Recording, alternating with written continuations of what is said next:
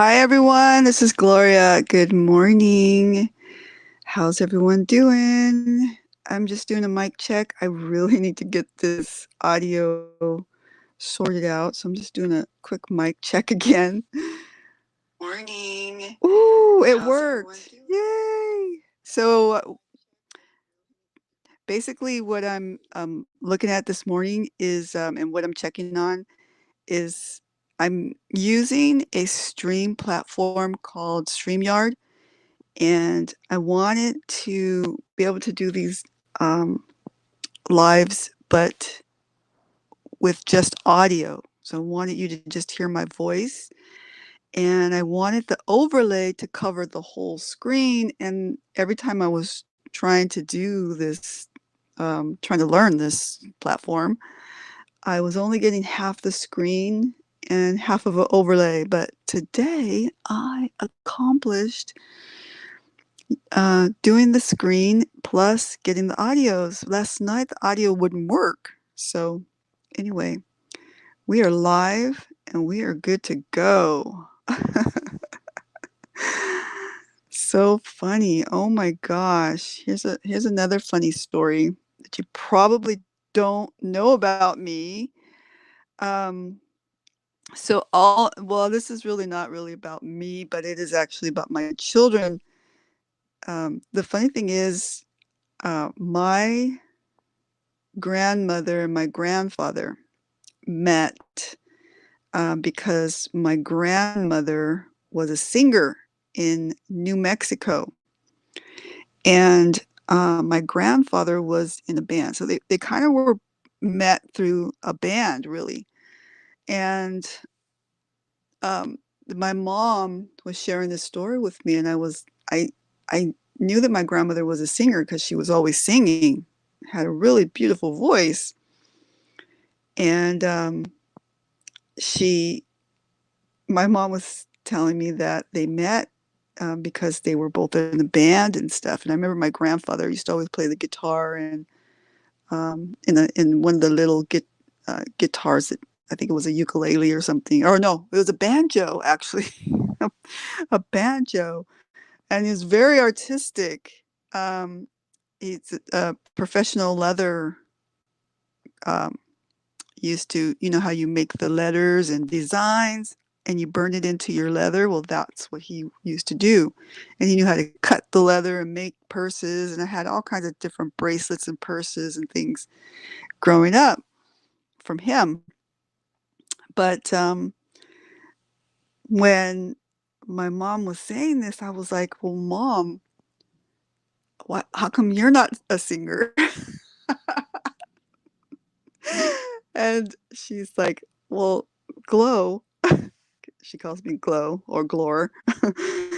um, she's like, I never had the opportunity to sing. And I was like, why didn't you ever have the opportunity to sing? I mean, you went to school with, the famous Mary Wells and all these other famous singers.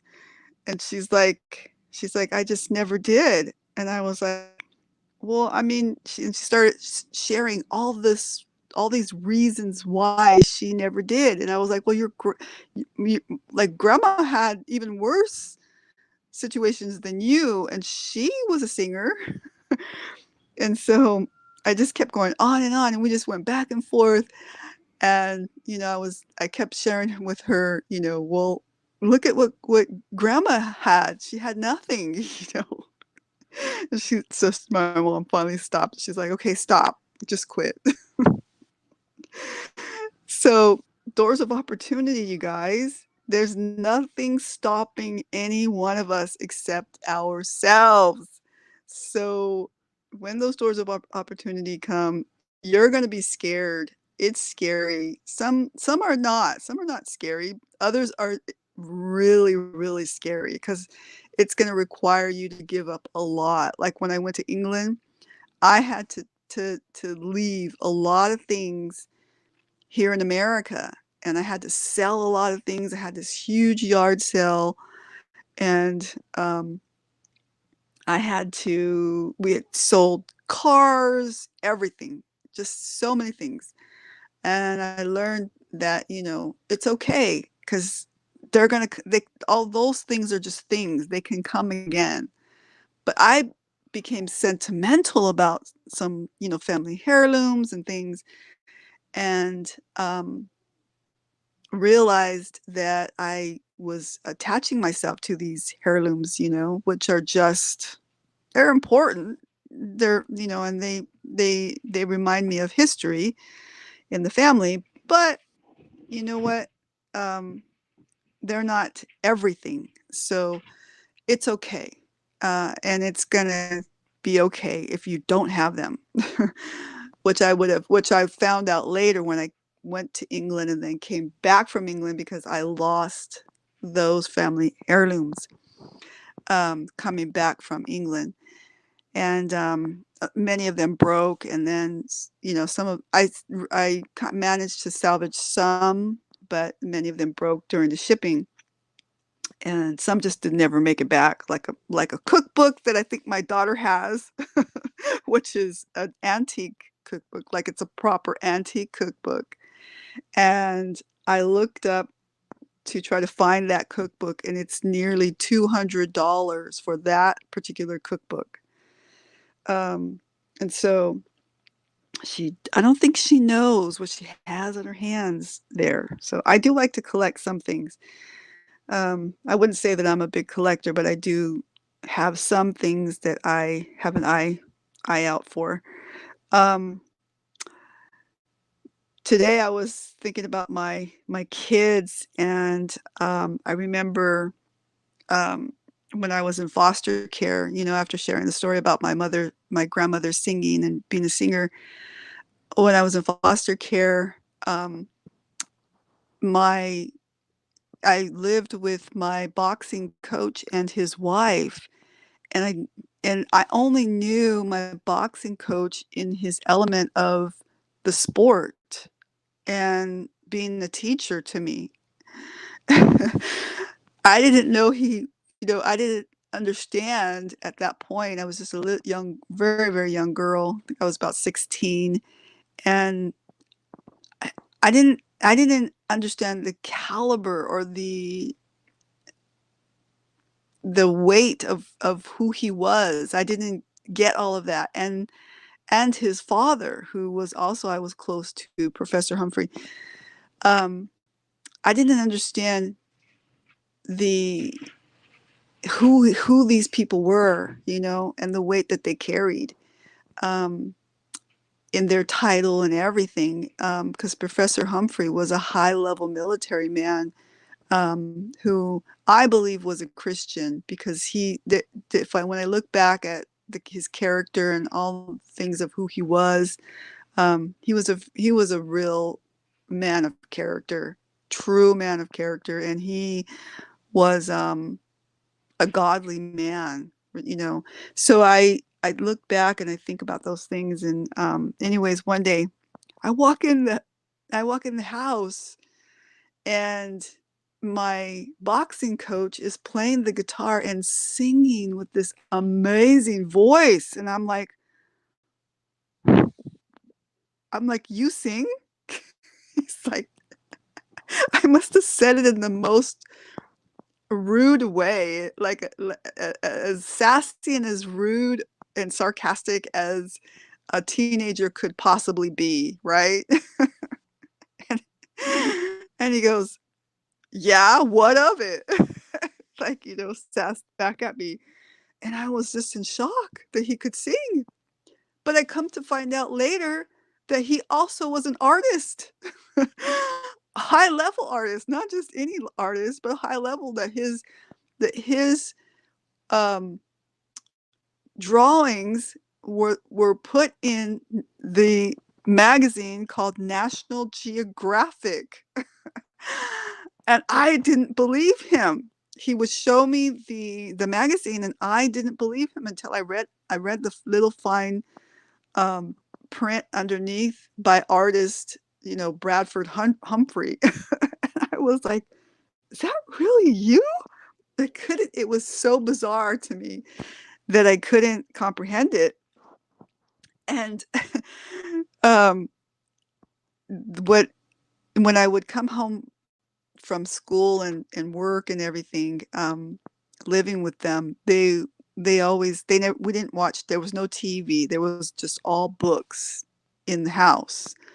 And and my, foster parent, Linda, she was a high level artist, and I didn't understand how high level she was either. But her art was sold in some of the stores in La Jolla. And so I didn't get all of that when I was living with them. I didn't even know. But I, when I would come home from school, they would have classical music playing. And that's what was, that's what was the atmosphere in the home constantly, was this classical music and things. And at first, it really would give me a headache. Like, it was so culturally different. And I didn't know how to switch off my own culture to become interested in the culture that was surrounding me. So it was more so tearing me instead, like almost in a traumatic way.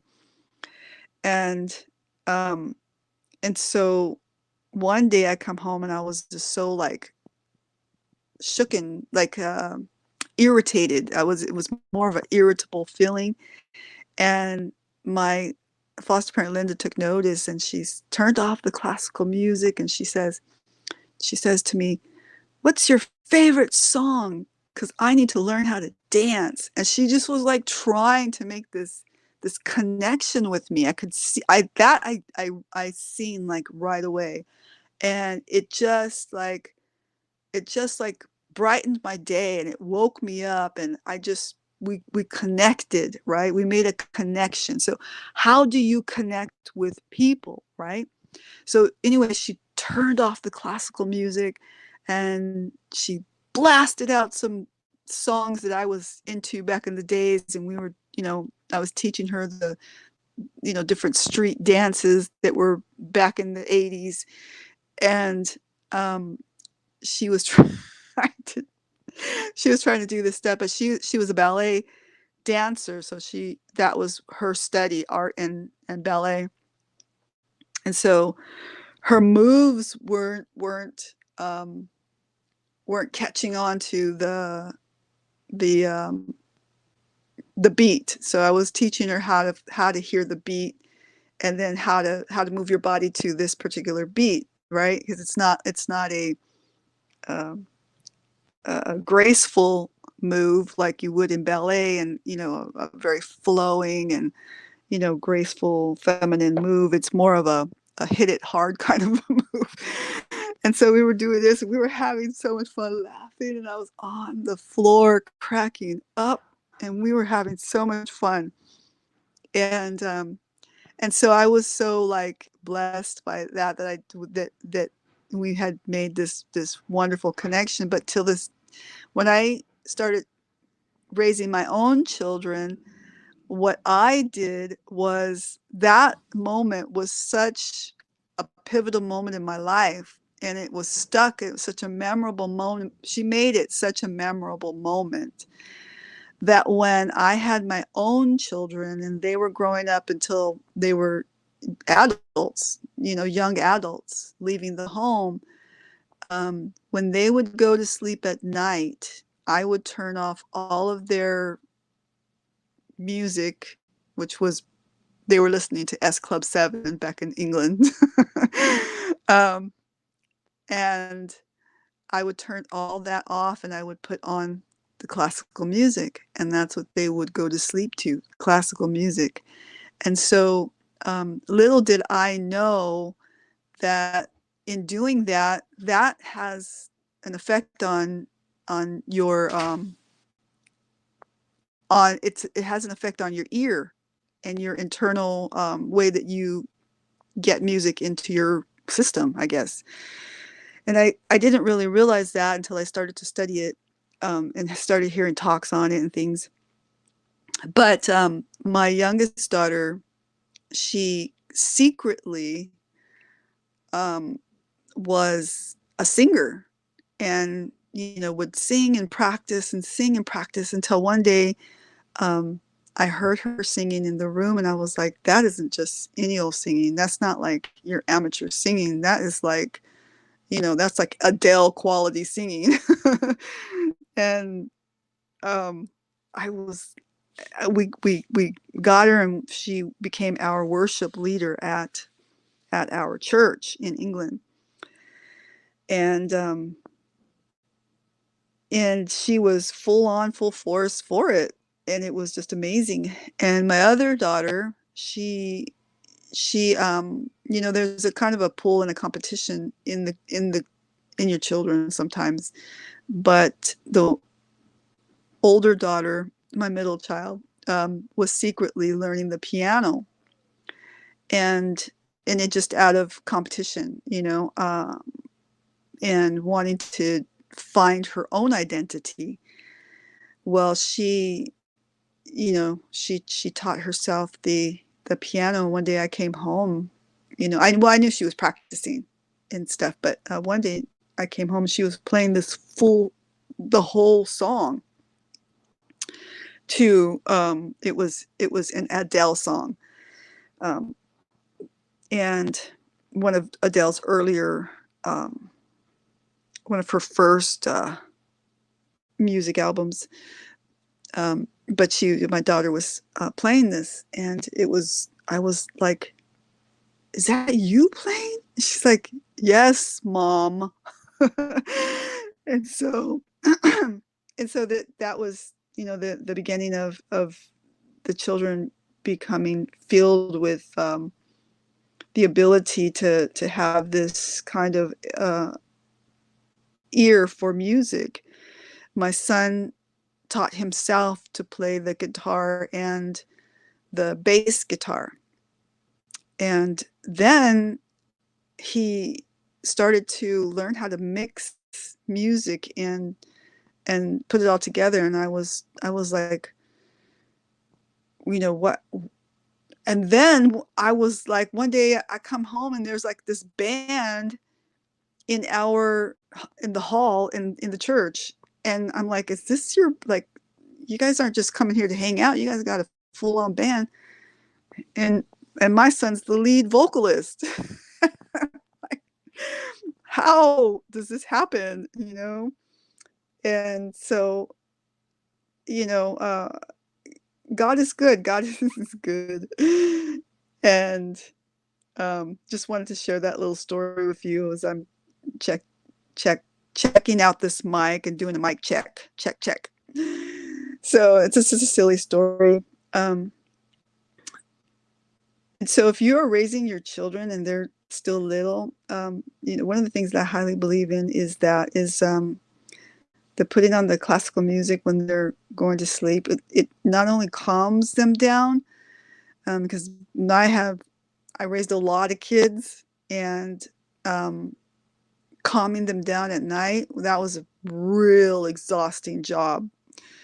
And the classical music really helped. And, the book reading time at night, with the classical music on, that really helped with just like instrumental music.